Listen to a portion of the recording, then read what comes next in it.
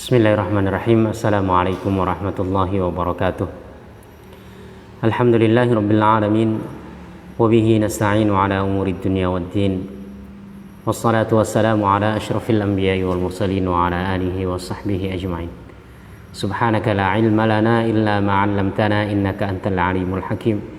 Rabbi shrah li sadri wa yassir li amri wahlul 'uqdatam min lisani yafqahu qawli, amma ba'du. Jemaah kaum muslimin yang dirahmati Allah Subhanahu wa taala, alhamdulillah senantiasa kita memanjatkan rasa syukur kepada Allah Subhanahu wa taala atas limpahan nikmat dan karunia-Nya kepada kita, sehingga kita masih diberikan nikmat dapat sama-sama untuk berjumpa melanjutkan kajian kita membaca 1-2 bagian dari kitab Jawahirul Quran, untayan mutiara Al-Quran atau untayan permata Al-Quran, kitab yang ditulis oleh Al-Imam Hujjatul Islam Abu Hamid Muhammad bin Muhammad Al-Ghazali At-Tusi. Pembahasan yang terakhir kita baca adalah tentang bagaimana semua ilmu itu tidak lain adalah bercabang daripada Al-Quran. Kalau pada pembahasan yang telah lalu kita mengatakan bahwasanya ilmu-ilmu agama dari bahasa Arab, nahwu, sharaf, kemudian ilmu fikih, ilmu usuluddin, ilmu-ilmu yang lainnya, bahkan ilmu tafsir secara zahir, itu semuanya tidak lain bersumber daripada Al-Quran atau dimaksudkan untuk berkhidmat mengungkap makna dan maksud yang diinginkan oleh Allah dalam Al-Quran. Kalau ilmu agama wajar, tapi bagaimana dengan ilmu-ilmu umum? Kita katakan bahwasanya ilmu-ilmu umum itu bersumber dari Al-Quran, benarkah? Padahal orang-orang barat, orang-orang non-muslim, mereka menelurkan banyak ilmu pengetahuan, kemudian mempelajari banyak ilmu pengetahuan, sementara mereka tidak tahu sama sekali tentang Al-Quran. Mereka tidak pernah mengenal Al-Quran, tidak pernah membaca Al-Quran, tidak pernah mengkaji Al-Quran.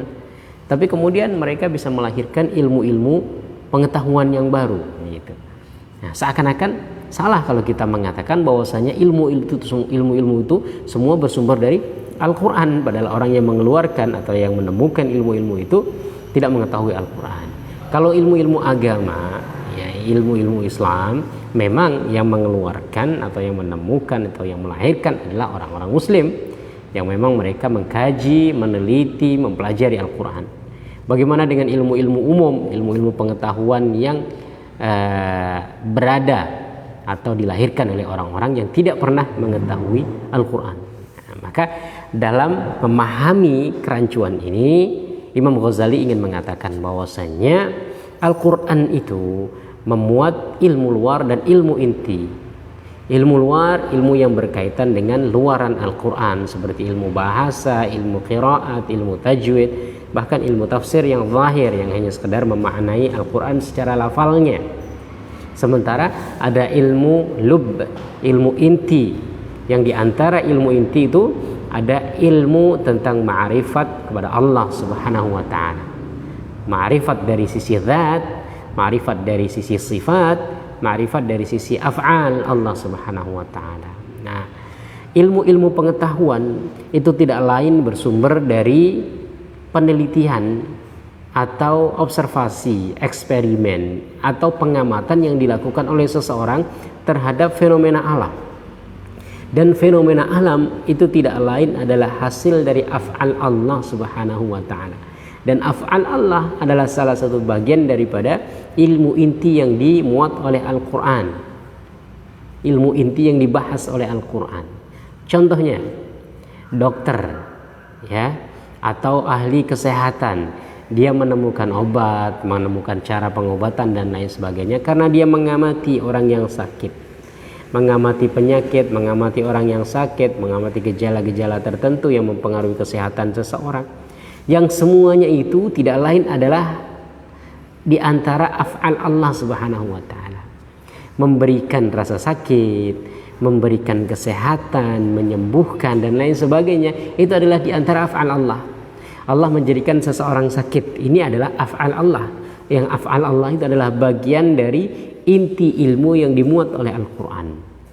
Kemudian orang mengamati kenapa orang ini sakit, apa sebabnya, kira-kira apa yang harus dilakukan supaya orang ini bisa kembali sembuh.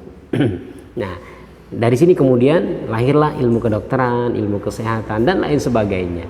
Artinya ilmu kedokteran tadi yang merupakan ilmu pengetahuan umum, bukan ilmu agama, tidak lain bersumber dari af'al Allah Subhanahu wa ta'ala. Yang af'al Allah adalah bagian daripada inti ilmu Al-Quran.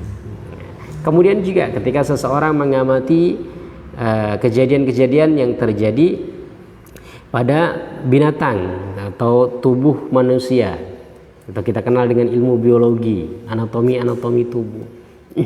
Itu semuanya adalah hasil dari ciptaan Allah Subhanahu wa ta'ala, hasil dari af'al Allah Subhanahu wa ta'ala. Allah memberikan nafas, Allah menciptakan organ tubuh, Allah membuat mereka sempurna, ya, membuat mereka seimbang, ya, membuat manusia ini bisa hidup dengan baik. Itu semua adalah af'al Allah. Kemudian orang mempelajari, oh seperti ini, organ tubuh ini seperti ini, dan lain sebagainya. Akhirnya muncullah ilmu pengetahuan, ilmu biologi, ilmu ini, ilmu itu, dan lain sebagainya.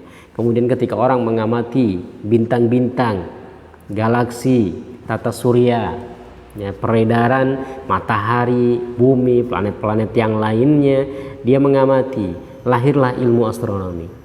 Nah, yang menciptakan bulan, bintang, galaksi, ya, tata surya itu siapa? Allah Subhanahu wa ta'ala. Allah yang menetapkan manzilah-manzilah bagi bulan, menetapkan manzilah-manzilah bagi matahari, ya. Allah menciptakan keserasian yang sedemikian rupa, berjalannya siang dan malam saling bergantian, matahari dan bulan tidak pernah bertabrakan. Itu semua di antara af'al Allah. Kemudian diamati oleh manusia, lahirlah ilmu astronomi dan lain sebagainya. Dari sini maka Imam Ghazali ingin menyebutkan bahwasanya ilmu-ilmu pengetahuan tidak pernah keluar dari Al-Quran. Kalau ilmu agama, apalagi kalau ilmu umum saja tidak lepas dari Al-Quran, karena ilmu-ilmu umum itu tidak lain adalah hasil dari af'al Allah Subhanahu wa ta'ala. Yang af'al Allah adalah bagian inti dari ilmu yang dimuat oleh Al-Quran. Ini pembahasan yang sebelumnya kita bahas bahwasanya semua ilmu tidak lain bersumber dari Al-Quran, tidak keluar dari Al-Quran, dan tidak pernah jauh kaitannya dengan Al-Quran. Artinya selalu ada hubungan dengan Al-Quran.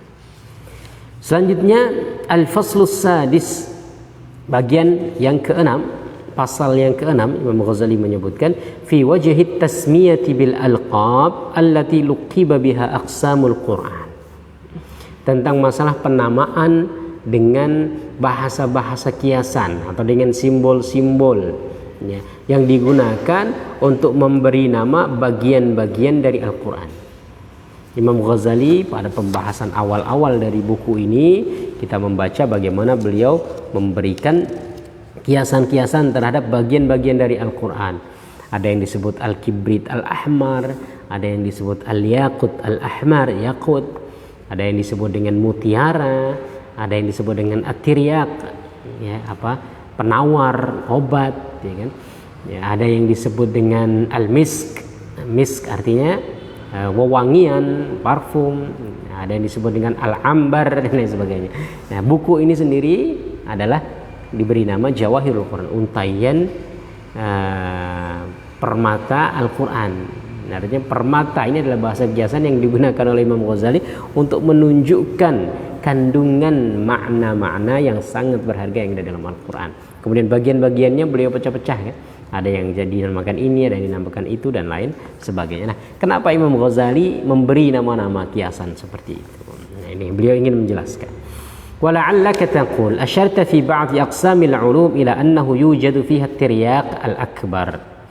Kamu, ya, seakan-akan, ya kan, mungkin kata Imam Ghazali, mungkin kamu akan mengatakan setelah membaca sebagian dari buku ini, mungkin kamu akan mengatakan, wahai Imam Ghazali, kamu memberi isyarat bagian-bagian dari ilmu yang ada dalam kitab ini, ya kan, bagian-bagian ilmu Al-Quran yang ada dalam kitab ini, kamu beri nama dengan beberapa nama kiasan seperti at-tiryak al-akbar, ya, penawar tiryak ini, ya, dia semacam obat yang menghancurkan racun. Wa bi ba'diha al-misk al-adhfar, sebagian kamu beri nama dengan al-misk al-adhfar, yaitu wewangian yang sangat harum. Wa fi ba'dihha al-kibrit al-ahmar. Sebagian lagi kamu beri nama al-kibrit al-ahmar. Kibrit al-ahmar ini seperti emas merah. Gitu. Artinya barang yang sangat berharga, batu mulia, gitu ya. Ila ghairi dzalika minan nafa'is. Kemudian juga barang-barang berharga lainnya yang kamu gunakan sebagai nama untuk bagian-bagian dari Al-Qur'an itu. Kata Imam Ghazali begitu. Mungkin kamu akan bertanya, kenapa aku membuat kiasan-kiasan seperti itu? Fahadhihi isti'aratun rasmiyatun tahtaha rumuzun wa isyarat khafiyyah. Semua nama itu tidak lain adalah isti'arah, bahasa kiasan yang di bawahnya atau di dalamnya mengandung isyarat-isyarat yang tersembunyi. Fa'lam anna takallufa wa tarassum mamqutun 'inda dhawil jidd. Sesungguhnya takalluf, tarassum itu tidak baik bagi orang-orang yang suka sungguh-sungguh. Ya, artinya orang yang suka sungguh-sungguh itu dia tidak mau berlebih-lebihan dalam menggambarkan sesuatu. Fama kalimatu tamsin illa wa tahtaha rumuzun wa isyarat ila ma'nan khafi. Ya. Tidaklah bahasa kiasan itu kecuali di bawahnya ada rumus-rumus, ada isyarat-isyarat untuk menunjukkan suatu makna yang tersembunyi. Yudrikuha man yudrikul muwazanati wal munasabati baina alamil mulki wa alamil syahadah wa baina alamil ghaibi wa alamil malakut. Orang yang mengetahui akan mengetahui. Ya, orang yang mengetahui perbedaan antara alamul mulk dan alamul malakut akan tahu perbedaan antara bahasa kiasan dengan yang sesungguhnya, gitu ya. Antara alamil ghaib dan alamil syahadah, alam yang terlihat dan alam yang tidak terlihat. Artinya orang yang mengetahui ya, adanya perbedaan antara alam yang abstrak yang tidak terindra oleh kita dengan alam yang terindra, maka dia akan mengetahui manfaat atau pentingnya kita menggunakan bahasa-bahasa isyarat atau bahasa-bahasa kiasan. Bahasa-bahasa kiasan untuk menunjukkan makna yang tidak terindra, begitu kan. Makna yang tidak terindra, makna yang abstrak itu perlu diungkapkan dengan bahasa atau kata yang menunjukkan sesuatu yang terindra. Karena makna itu nggak bisa dipahami dengan mudah kecuali kalau kita berikan kiasan dengan sesuatu yang pernah kita lihat. إذ ما من شيء في عالم الملك والشهادة إلا وهو مثال لأمر روحاني من عالم الملكوت. Karena sesungguhnya tidaklah alam yang nampak ini kecuali dia itu ada persamaannya, permisalannya dengan alam ruhani, alam yang tidak nampak. Ka'annahu huwa fi ruhihi wa ma'nahu, seakan-akan alam malakut ini adalah ruhnya, intinya, sementara alam syahadah ini adalah jasadnya. Artinya ada alam ruh, ada alam jasad, ada alam yang nampak, ada alam yang tidak nampak. Nah, ada persamaan dari kedua hal itu yang saling menyerupai. Walaisa huwa, tetapi tidak sama secara zatnya. Jadi ada persamaan ya, secara ruhnya, maknanya, tetapi secara hakikatnya tidak. Nanti akan kita jelaskan dengan contohnya ya. Wal mithal al jismani min alam syahadah mundarijun ila al ma'na ruhani min dzalikal alam. Alam jismani, alam syahadah, alam yang nampak ya, permisalan yang ada dalam alam jasmani atau alam syahadah itu tidak lain adalah dia masuk ke dalam alam ruhani. Walidzalika kanid dunya manzilan min manazil thariq ila Allahi dharuriyan. Karena itu dunia ini adalah manzilah atau tempat di antara tempat-tempat dalam perjalanan kita menuju Allah Subhanahu wa taala. Idz kama yastahilul wusul ila al-lubbi illa min tariqil qishri fayastahilu at-taraqqi ila alamil arwah illa bimithali alamil ajsam. Kalau tidak mungkin kita menuju kepada inti sesuatu kecuali kita melewati luarannya, maka begitu juga tidak mungkin seseorang itu naik kepada alam arwah, alam malakut, alam ghaib kecuali dia melewati alam jasmani, alam syahadah, alam yang nampak, ya kan? Ya. Wala yu'arrafu hadhihi al-muwazanah illa bimithal. Dan tidak bisa dijelaskan makna ruhani tadi, makna yang tidak nampak ini kecuali dengan permisalan atau dengan kiasan. Fanzur ila ma yankashifu lin-naimi min naumihi min ar-ru'ya as-sahihah allati hiya juz'un min 46 juz'an min an-nubuwah. Lihatlah kepada contoh orang yang tidur ya, ketika dia bermimpi. Wa kaifa yankashifu bi amthilatin khayaliyah faman yu'allimul hikmata ghaira ahliha yara fil manami annahu yu'alliku ad-durra 'alal khanazir. Kadang-kadang orang bermimpi. Mimpi itu alam yang abstrak, ya kan? Tapi kadang-kadang dalam mimpi itu ada isyarat-isyarat tertentu yang menunjukkan suatu kejadian yang sebenarnya. Contohnya nih ya. Jadi dalam mimpi itu ada orang ya yang bermimpi dia memakaikan dur ini seperti permata ya, memakaikan permata atau anggaplah mahkota, memakaikan kalung permata atau mahkota di kepala khinzir, di kepala babi ya kan?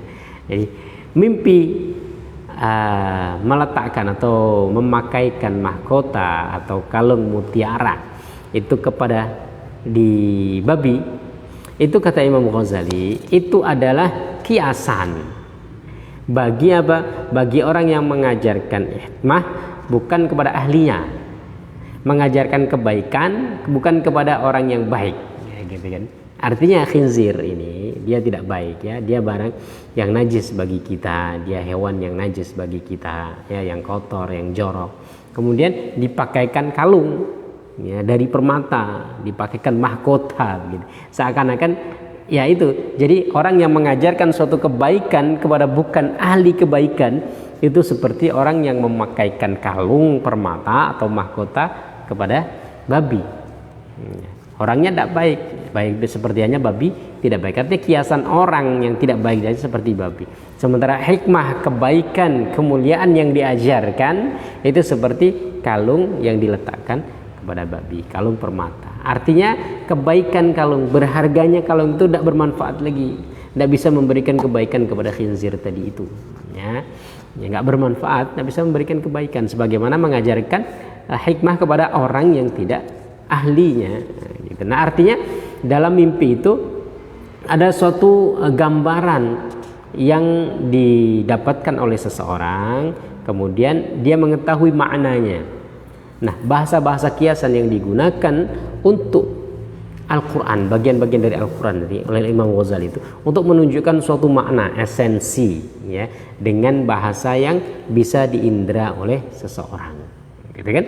Ya tadi itu, karena makna itu abstrak, kemudian untuk mengungkapkan makna itu dia perlu permisalan yang pernah diindra oleh seseorang. Sebagaimana orang yang mengajarkan hikmah kepada yang bukan ahlinya itu seperti mengalungkan mahkota atau kalung permata ke babi. Kemudian selanjutnya Imam Ghazali memberi contoh yang lain. Wa ra'a ba'dhum annahu kana fi yadihi khatamun yakhtimu bihi furujan nisa'i wa afwahar rijal. Ada sebagian orang bermimpi, dalam mimpinya itu di tangannya ada khatam atau stempel yang dengan itu dia menyetempel atau menutup, ya mohon maaf ini agak vulgar bahasanya, menutup kemaluan para perempuan dan mulut-mulut laki-laki. Ada orang bermimpi, dia tuh bermimpi dia bawa stempel, yang dengan stempel itu dia menutup atau menstempel kemaluan para perempuan dan mulut para laki-laki. Faqala lahu Ibnu Sirin, kemudian Al-Imam Ibnu Sirin salah seorang ulama tabi'in, dia mengatakan anta rajulun tu'adzinu fi Ramadan qabla subuh. Apakah kamu orang yang sering adzan di Ramadan sebelum subuh? Artinya apakah kamu ini adalah orang yang bertugas melantunkan adzan subuh di bulan Ramadan?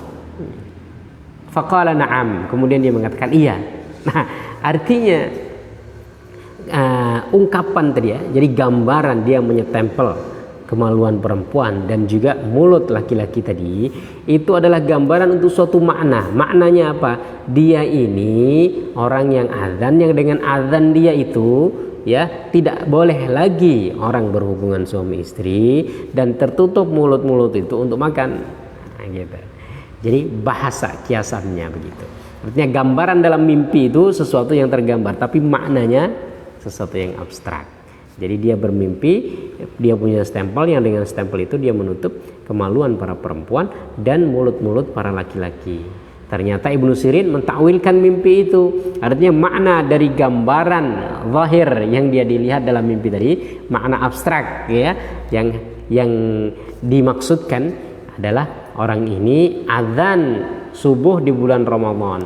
Karena dengan azan subuh dia itu seakan-akan seperti dia punya stempel yang dia menutup ya, kemaluan perempuan maksudnya menutup kebolehan untuk berhubungan suami istri dan menutup mulut para laki-laki maksudnya melarang untuk makan dan minum karena sudah waktunya untuk berpuasa. Nah, itu kan artinya ada suatu yang terlihat secara zahir kemudian ada makna yang terungkap yang abstrak tadi. Nah, kenapa Imam Ghazali menggunakan bahasa-bahasa kiasan untuk menunjukkan bagian-bagian dari Al-Quran? Ya, karena begitu tadi, manusia itu ketika dia bisa membedakan, mengetahui antara alam malakut dengan alam syahadah, ya, alam yang gaib dengan alam syahadah, maka mau tidak mau untuk mengungkapkan makna yang abstrak yang tidak terindra itu, dia harus mengungkapkannya dengan benda-benda yang pernah terindra oleh manusia sehingga mudah untuk memahamkan.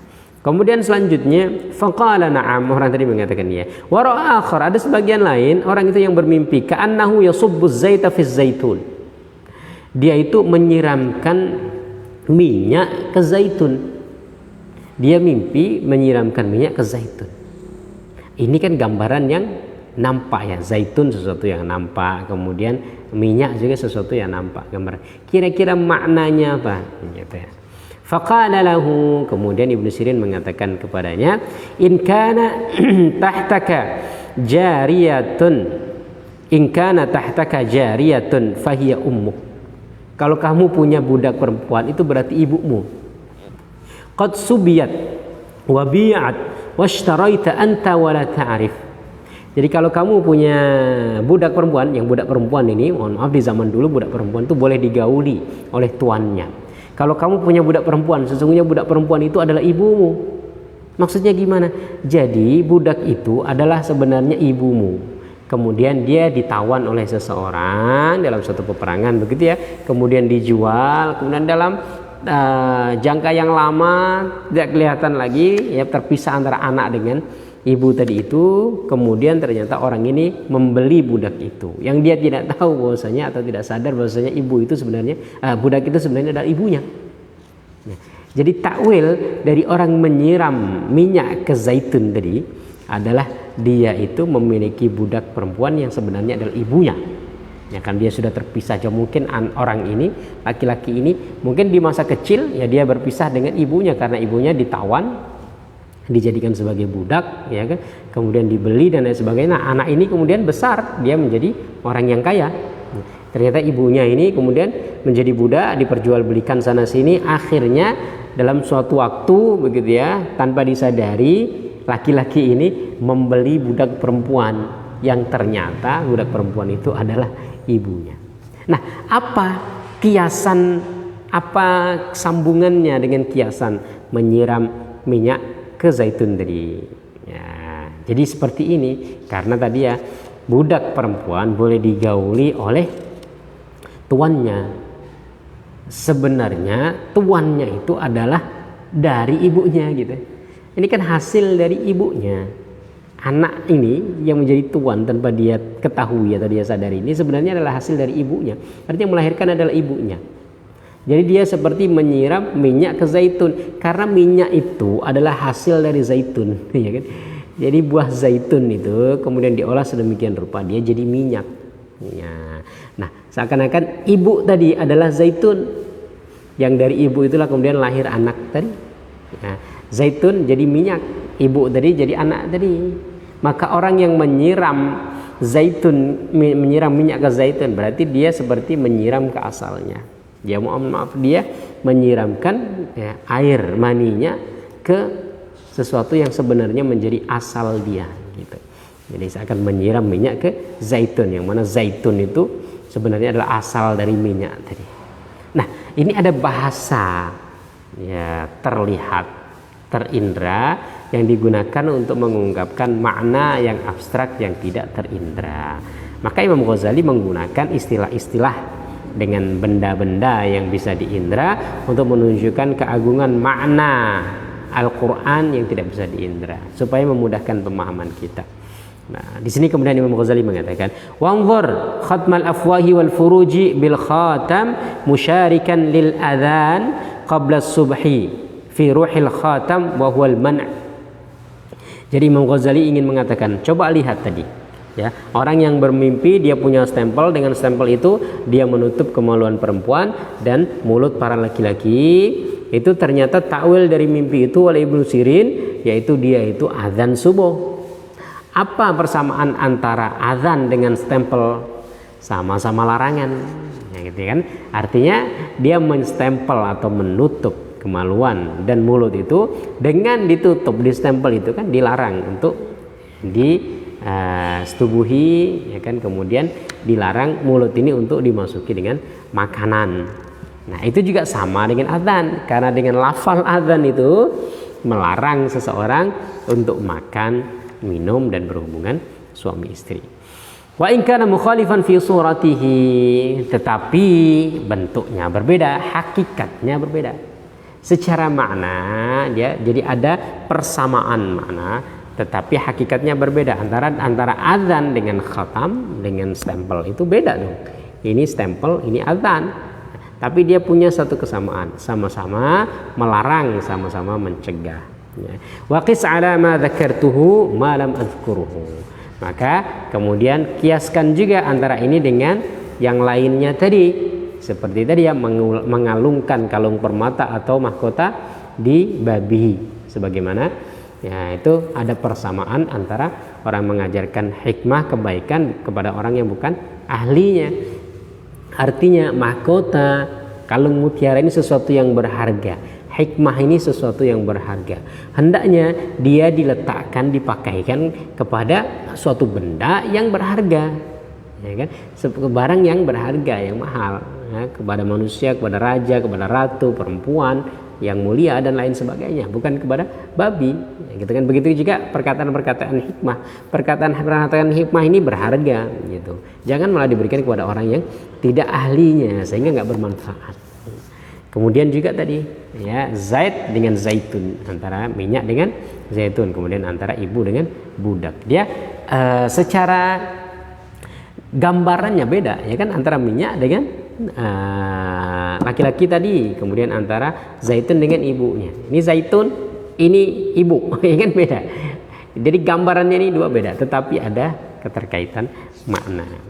Wa alam anna al-Qur'an wal akhbar tashtamilu ala kathirin min hadzal jinsi. Ketahuilah bahwasanya Al-Qur'an dan kabar-kabar, maksudnya kabar-kabar ini riwayat-riwayat baik dari hadis, perkataan-perkataan ulama dan lain sebagainya, itu banyak memuat hal yang semacam ini. Bahasa-bahasa kiasan yang diungkapkan oleh Al-Qur'an untuk menjelaskan makna yang abstrak, makna yang tidak terindra.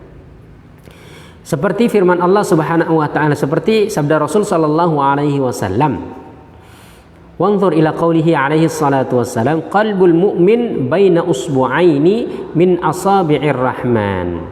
Hati orang yang beriman dia berada di antara dua jari dari jari-jari Allah. Ini kiasan, karena ya Allah Subhanahu wa taala laisa kamitslihi syai'. Allah Subhanahu wa taala tidak seperti apapun, ya kan? Allah Subhanahu wa taala tidak sama dengan apapun. Tetapi ada kiasan, ya, kita tidak pernah melihat Allah, tidak pernah mengindra Allah. Tapi untuk memudahkan pemahaman kita akan kekuasaan Allah Subhanahu wa taala, maka digambarkan dengan bahasa atau kalimat yang pernah kita indra. Hati seorang mukmin itu berada di antara dua jari, di antara jari-jari Allah. Bahasa zahirnya begitu. Fa inna ruhul usbu' al-qudra ala sur'ati taqallub. Jari kita ini, ruhnya, maknanya adalah dia memiliki kekuatan untuk cepat membalikkan sesuatu. Terbalik, ya, jari kita ini mudah membalikkan. Kalau kaki, jari kaki kan enggak, ya kan? Tapi jari tangan ini mudah untuk membalikkan sesuatu, menggeser sesuatu, memindahkan sesuatu. Kata Imam Ghazali, ruhnya jari itu mudah membalikkan, mudah menggeser. Fa innama qalbul mu'min baina lammatil malaki wa baina lammatis syaitan. Nah, makna ini bahwasanya hati orang yang beriman itu berada di antara dua jari, di antara jari-jari Allah. Maksudnya hati seorang yang beriman itu dia berada di antara pengaruh bisikan, kemudian inspirasi dari malaikat dan godaan dari setan. Yang orang yang beriman ini dia ditarik antara dua kekuatan pengaruh malaikat dan kekuatan pengaruh setan. Hada yughwihi wa hada yahdihi. Yang ini ingin menjerumuskan, yang ini ingin memberikan petunjuk dan menyelamatkan. Wallahu ta'ala bihima yuqallibu qulubal ibad. Dan dengan itu Allah Subhanahu wa taala membolak-balikkan hati seorang hamba, kama tuqallibul asya'a anta bi usbu'aika.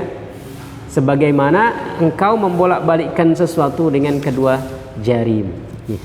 Artinya dalam hadis ini Rasulullah menggambarkan kekuatan malaikat dan kekuatan syaitan itu sebagaimana seperti seakan-akan dua jari di antara jari-jari Allah Subhanahu wa taala, karena mudah membalikkan sesuatu keadaan seorang hamba. Fanzur kaifa syaraka nisbatul al-malakaini al-musakhkharaini ila Allah ta'ala usbu'aika fi ruhi usbu'aihi wa khalafa fi surah. Ya, lihatlah bagaimana seakan-akan ada persamaan ruhnya antara dua kekuatan yang saling mempengaruhi itu, kemudian diistilahkan dengan usbu'aihi, dengan jari jemari Allah Subhanahu wa taala, sebagaimana jari jemari engkau gitu. Ini artinya Allah menggambarkan kekuatan yang mampu mempengaruhi manusia tadi dengan jari jemari Allah Subhanahu wa taala, sebagaimana jari jemari kita ini bisa membolak-balikkan sesuatu, seakan-akan kekuatan malaikat ataupun syaitan tadi itu sebagaimana seperti jari-jari Allah Subhanahu wa taala.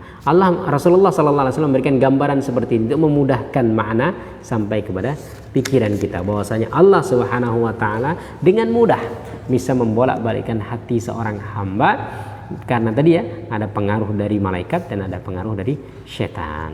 Wa khalafa fis surah, dan ini tidak bisa disamakan. Artinya jangan kemudian kita menganggap bahwasanya jari jemari Allah itu seakan-akan jari jemari kita.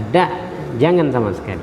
Karena Allah Subhanahu wa taala laisa kamitslihi syai'. Allah tidak seperti apapun, dan semua yang tergambar di pikiran kita tentang zat Allah tidak seperti itu. Allah Nabi ingin menunjukkan kekuasaan Allah tadi dengan memberikan kiasan atau gambaran supaya kita jelas. Tetapi zat Allah tidak seperti apa yang kita gambarkan dalam pikiran kita. Fakhalafa fi as-surah, maka berbeda gambaran, artinya berbeda hakikatnya antara jari jemari kita dengan kata jari Allah yang disampaikan oleh hadis Nabi sallallahu alaihi wasallam. Wastakhrij min hadza qawluhu alaihi salatu wassalam. Dan dengan makna ini juga kamu bisa membaca salah satu di antara sabda Nabi sallallahu alaihi wasallam, innallaha ta'ala khalaqa adama ala suratihi. Sesungguhnya Allah Subhanahu wa taala menciptakan Adam dalam bentuknya. Nah, bentuknya ini bentuknya kembali ke siapa? Ini hadis yang harus kita pahami dengan benar ya. Ada sebagian yang mengatakan bahwasanya sesungguhnya Allah menciptakan Adam dalam bentuknya, artinya seperti bentuk Allah Subhanahu wa taala. Nah, ini memang agak-agak riskan karena seakan-akan kita menyerupakan Allah dengan manusia. Seakan-akan Allah itu seperti manusia. Tetapi makna ini harus dipalingkan dengan makna zahir. Artinya bentuk yang dimaksud di sini hanyalah kiasan, tetapi beda hakikatnya. Artinya hakikatnya berbeda. Ini yang ingin disampaikan oleh Ghazali. Jadi innallaha ta'ala khalaqa Adam ala surati, sesungguhnya Allah menciptakan Adam dalam bentuknya. Kalau seumumnya dikatakan dalam bentuk Allah, maka kita harus yakini bahwasanya bentuk ini hanya sebagai kiasan saja untuk memudahkan kita memahami, sebagaimana jari Allah dengan jari kita tadi, ya kan? Ya, Beda, dan Allah Subhanahu wa taala tidak seperti apapun. Ketika kita menyebutkan jari, jangan sampai tergambar kepada pikiran kita bahwasanya jari itu seakan-akan jari kita. Nah, begitu juga ketika di sini disebutkan Allah menciptakan Adam dalam bentuknya, kalau kita katakan dalam bentuk Allah, maka jangan gambarkan bahwasanya Allah Subhanahu wa taala seakan-akan seperti kita manusia. Tak, ya. Jadi dalam bentuknya hanya suatu bahasa yang digunakan untuk memudahkan makna kita. Tetapi ada pengertian lain, ya, banyak ulama lain yang mencoba untuk memberikan pemahaman yang menghindarkan kita dari penyerupaan Allah dengan manusia, penyerupaan Allah dengan makhluk. Sehingga yang dimaksudkan sesungguhnya Allah menciptakan Adam dalam bentuknya adalah dalam bentuk Adam, bukan dalam bentuk Allah. Nya ini kembali kepada Adam. Kalau pertama tadinya kembali kepada Allah, tapi kita tidak boleh menyerupakan Allah dengan apapun. Ada yang mengatakannya ini kembali kepada Adam. Jadi artinya Allah menciptakan Adam ini dalam bentuknya. Sejak awal Allah menciptakan Adam ya dalam bentuknya manusia. Ini membantah pemikiran atau pemahaman yang mengatakan bahwasanya manusia itu ya mengalami proses evolusi dari makhluk lain. Ya kan, dari makhluk ini itu kemudian dalam perjalanan waktu dia berevolusi. Ada yang mengatakan dari kera, ada yang mengatakan dari ini, dari itu, kemudian berevolusi, kemudian jadi makhluk manusia seperti kita. Nah, hadis ini ingin menyebutkan bahwasanya Allah menciptakan Adam dalam bentuknya, ya sudah seperti inilah Allah menciptakan kita. Ya, menciptakan Adam dalam bentuknya, nggak pernah terjadi perubahan atau evolusi apapun. Kemudian ada sebagian di dalam hadis itu disebutkan agak panjang begini. Khalaqallahu Adama ala suratihi tuluhu sittuna dzira'an. Allah Subhanahu wa taala menciptakan Adam dalam bentuknya. Nya kembali ke Adam. Bagaimana itu tuluhu sittuna dzira'an? Bentuknya Adam itu panjangnya 60 dzira'.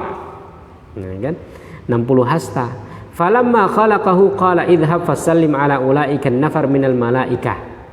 Kemudian setelah menciptakan Allah mengatakan pergilah dan sampaikan salam kepada malaikat-malaikat itu. Fastami' ma yuhayyunaka. Kemudian dengarlah bagaimana mereka mengucapkan salam kepadamu Adam.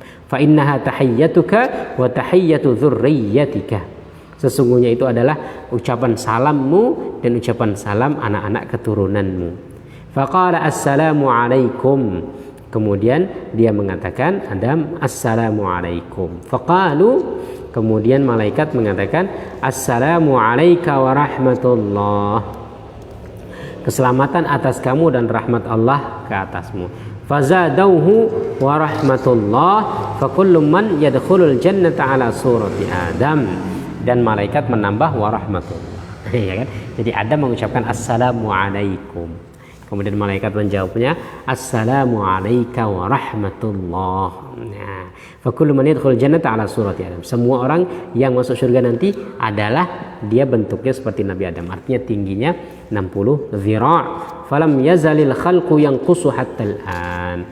Dan kemudian artinya Adam diciptakan dengan tinggi 60 hasta tadi. Kemudian kenapa kita sekarang jadi sekecil ini? Hanya sekitar 1,5 sampai mungkin 180 atau paling mentok 2 meter gitu ya. Ya karena manusia mengalami proses pengecilannya, berkurang. Kemudian itu sampai kita sekarang ini. Itu karena hikmah Allah. Semakin banyak manusia, sementara tempat ini tidak bertambah. Maka dengan semakin diperkecil gitu ya, mungkin gitulah. Jadi di antara hikmahnya kenapa manusia menjadi semakin kecil supaya bumi ini muat untuk manusia dengan jumlah yang semakin banyak. Kalau seumpamanya manusia masih seperti Nabi Adam dengan sebesar itu, bisa jadi sudah tidak muat bumi ini kan. Nah, ala kulli hal, di sini Imam Ghazali ingin menyebutkan bahwasanya bahasa kiasan, bahasa isti'arah, ya kan, itu adalah sesuatu yang diterima baik dalam Al-Quran maupun dalam hadis. Banyak Rasulullah SAW sampaikan, dan di dalam Al-Quran juga banyak. Kemudian beliau Imam Ghazali mengatakan wasairal ayati wal ahadits al muhimati indal jahala litashbih wa dzaki yakfihi mithalun wahid.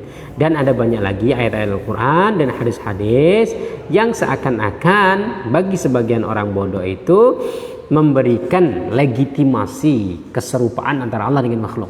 Wah, ini kita jangan sampai menyerupakan Allah dengan makhluk, karena nanti ada al-musyabbihah. Ya, ada kalangan orang yang menyerupakan Allah dengan makhluk. Jangan.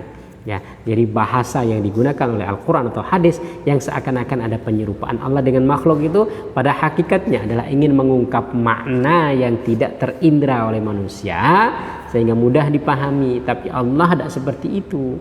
Ya, zat Allah tidak seperti itu. Wadzaki yakfihi mithalun wahid. Orang yang cerdas cukup dengan satu contoh. Wal balid la yaziduhu takthir illa tahayyuran. Kalau orang bodoh dikasih banyak contoh semakin bingung. Jadi orang yang pandai kasih contoh satu sudah selesai, dia sudah paham. Orang bodoh semakin banyak contoh semakin dia bingung. Nah, maksudnya Imam Ghazali dengan saya kasih satu contoh dari hadis itu sudah cukup bagi Anda untuk mengetahui kenapa saya menggunakan bahasa-bahasa kiasan untuk menunjukkan, mengungkapkan kandungan yang berharga dari bagian-bagian Al-Quran. Wa mata arafta ma'na al-usbu amkanaka at-tarakki ila al-qalam wal yad wal yamin wal wajh was surah. Ketika kamu sudah bisa memahami makna usbu atau jari dari hadis Nabi SAW tadi, maka kamu bisa naik tingkatan dengan memahami qalam, yad, yamin, tangan kanan, wajah dan surah atau gambar atau bentuk. Artinya bahasa-bahasa tadi yang seakan-akan menyerupakan Allah dengan makhluk karena ada qalam, ada tangan, kemudian ada tangan kanan, ada wajah, ada bentuk dan lain sebagainya itu.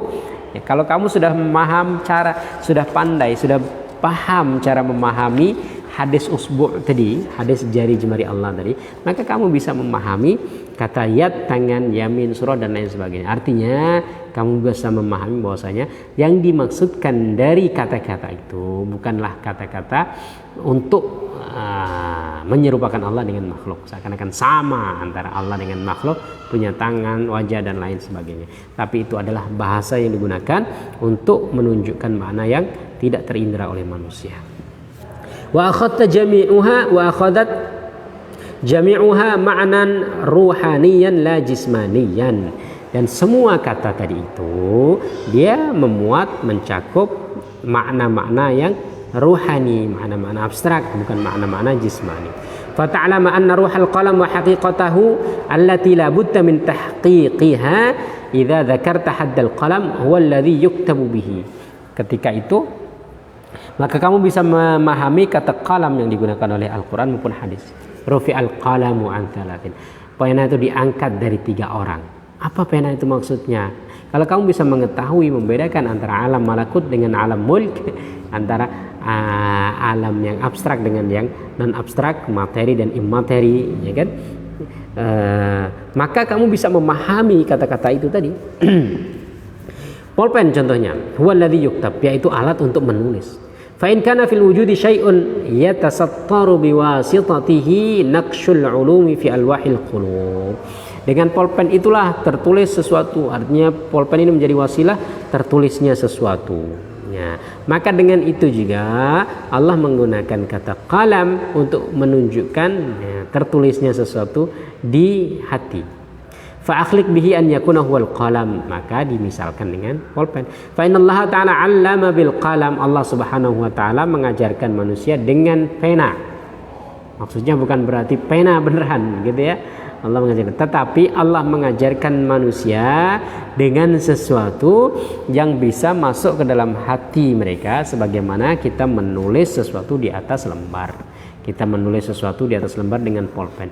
Allah menulis suatu makna atau ilmu dalam hati kita dengan pulpen, maka pulpennya pulpen abstrak. Ya, ini adalah kiasan. Walam yu'wizu illa qalibahu wa suratahu. Nah, yang dimaksud dengan qalam ini adalah tadi ya, jadi qalam, 'allama bil qalam. Allah mengajarkan dengan pulpen adalah mengajarkan dengan perantara yang mampu menulis suatu ilmu dalam hati seorang hamba. Ya, maka persamaan gambar tulisan saja, persamaan gambaran saja, ya kan, lafalnya saja, qalam pulpen kita dengan pulpen yang Allah maksudkan ketika mengajarkan kepada manusia. Wa kaunul qalam min khashabin aw qasabin laisa fi min haqiqatil qalam. Nah, pulpen kita dari kayu atau pulpen kita dari bambu, atau pulpen kita dari besi, dari plastik dan lain sebagainya. Pulpen Allah yang dijadikan untuk mengajarkan kita manusia bukan itu. Gitu ya. Artinya sama lafalnya saja tapi hakikatnya beda. Gitu Imam Ghazali ingin mengatakan. Walidzalika la yujadu fi haddil hakiki, maka tidak ada definisi yang sejati untuk hal itu. Walikulli syai'in haddun wa haqiqatun hiya ruhuhu. Maka yang menjadi inti dari definisi adalah ruhnya, maknanya. Fa idza tadaita ilal arwah sirta ruhaniyan. Kalau kamu sudah mampu untuk mengetahui makna ruhani tadi, maka kamu adalah ruhaniyan. Wa futihat laka abwabul malakut, maka kamu terbuka ilmu-ilmu pintu-pintu malakut. Wa uhilat limurafaqatil mala'il a'la, wa uhilta limurafaqatil mala'il a'la, maka kamu sudah layak ya untuk hidup di al-mala' al-a'la ya, nanti untuk naik ke tingkatan yang lebih tinggi. Wa hasuna ulaika rafiqa, dan itu adalah sebaik-baik pertemanan. Artinya kamu sudah siap untuk berteman dengan alam yang tidak nampak gitu ya. Artinya kamu punya penalaran yang lebih jauh gitu. Wala yustab'adu an yakuna fil Qur'ani isyaratun min hadzal jins, dan tidak diragukan lagi atau ya, sangat memungkinkan Al-Qur'an itu memuat isyarat-isyarat seperti ini. Wa in kunta la taqwa ala ihtimali ma tuqri'u sam'aka min hadzal namt ma lam tasnud at-tafsir ila as-sahaba fa in kana at-taqlidu ghaliban 'alaika fanzur ila tafsir qoulihi ta'ala. Kalau seumpamanya kamu ingin contoh gitu ya, bahwasanya dalam Al-Qur'an itu ada isyarat-isyarat, gambaran-gambaran dengan sesuatu yang terindra untuk menunjukkan sesuatu yang terindra. Kalau kamu seumpamanya susah untuk memahami dari perkataan-perkataan orang lain, maka lihat dari Al-Qur'an. Anzala minas sama'i ma'an fasarat awdiyatun biqadariha, Allah menurunkan dari langit itu air yang kemudian mengalirlah sungai-sungai, wadi-wadi biqadariha, dengan kadar-kadarnya. Fahtamalas sailu zabadan rabiya, kemudian aliran itu membawa buih. Wa mimma yuqiduna alaihi fin nari ibtigha'a hilyatin aw mata'in zabadun mithlu, kemudian ada juga buih atau ampas yang dihasilkan dari orang menyalakan api untuk membuat perhiasan atau emas begitu ya. Emas itu dilebur, kemudian diambil intinya, ampasnya dibuang, artinya ada ampasnya. Wa annahu kaifa mathala al-ilm bil ma'. Dalam ayat ini Allah mempermisalkan ilmu dengan air. Allah menggambarkan ilmu yang abstrak itu dengan air yang bisa diindra. Wal quluba bil audiyah, kemudian Allah menggambarkan hati yang tidak tampak itu, yang abstrak itu, dengan wadi, dengan aliran-aliran sungai. Ya, dengan sesuatu yang nampak. Wal yanabi'a wad dhalal biz zabad. Kemudian Allah juga menyerupakan kesesatan itu dengan zabat, dengan buih. Thumma nabbahaka ala akhiriha, kemudian Allah memberikan penjelasan di akhirnya dengan mengatakan kadzalika yadribullahu al-amsal, begitulah Allah Subhanahu wa taala memberikan permisalan. Wa yakfika hadzal qadar min hadzal fad fala tatiqu aktsara minhu. Cukuplah dengan ini permisalan. Artinya Imam Ghazali ingin menunjukkan bahwasanya inilah di antara contoh dan alasan bagaimana bahasa permisalan, bahasa kiasan, bahasa majas itu wajar saja digunakan untuk menunjukkan atau untuk mengungkapkan makna-makna yang abstrak yang tidak bisa diindra oleh seseorang dengan makna, dengan lafal yang bisa diindra oleh seseorang. Artinya Imam Ghazali ketika menyebutkan bagian-bagian Al-Quran dengan kata-kata yang bisa diabstrak, kata-kata yang bisa diindra, ya seperti permata, mutiara, kemudian zamrud, yakut dan lain sebagainya. Imam Ghazali menyebutkan bagian-bagian Al-Quran tadi ya diistilahkan dengan perhiasan-perhiasan atau barang-barang berharga tadi yang bisa kita indra. Beliau punya alasan karena bahasa itu wajar digunakan, dan dalam hadis, dalam Al-Quran, Nabi dan Allah Subhanahu wa taala juga menggunakan bahasa-bahasa kiasan itu. Artinya menyebutkan sesuatu dengan benda yang bisa diindra untuk menunjukkan, mengungkapkan makna-makna yang tidak bisa di indera. Itu yang mungkin bisa kita baca untuk kesempatan kali ini. Insya Allah akan kita lanjutkan pada kesempatan yang lainnya. Mudah-mudahan ada manfaatnya. Qul qouli hadza wa astaghfirullahal azim li wa lakum. Wassalamualaikum warahmatullahi wabarakatuh.